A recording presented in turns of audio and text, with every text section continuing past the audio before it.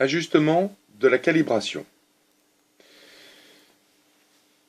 Lors d'un déplacement plus important que le kilomètre qu'on avait utilisé pour faire la calibration, on peut se rendre compte qu'il y a une différence entre la valeur réelle parcourue par le véhicule, qu'on pourra constater à l'aide des bornes par exemple sur le long de l'autoroute ou par un GPS.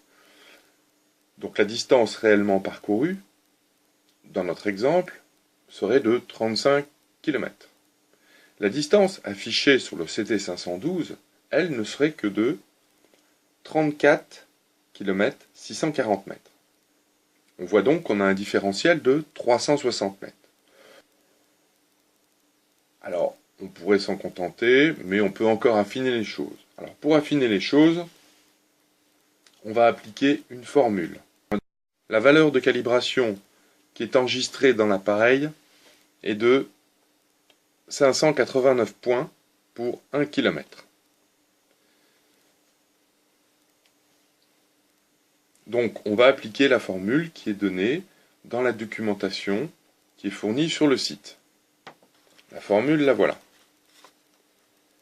On fait le nombre de kilomètres affichés sur le CT512, donc 34640,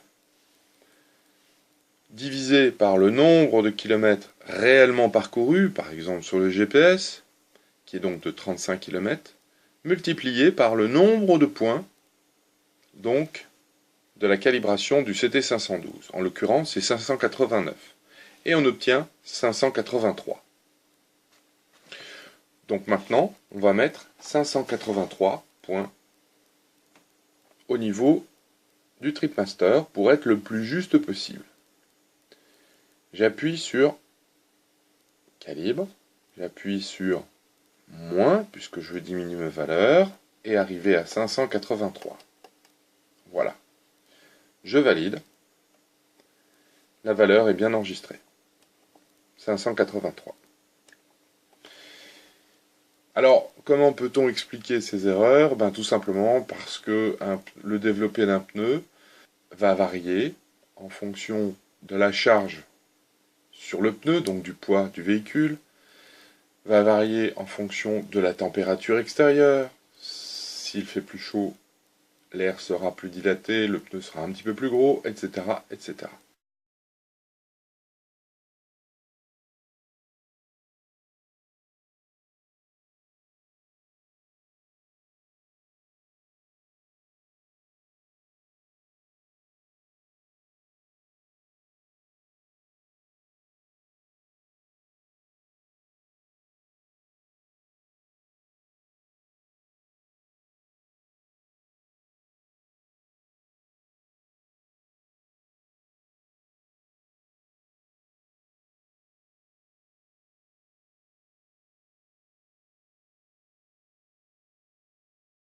Ce qu'il faut retenir, c'est qu'une distance plus faible sur le CT512 que la distance réelle nécessite de réduire le nombre de points.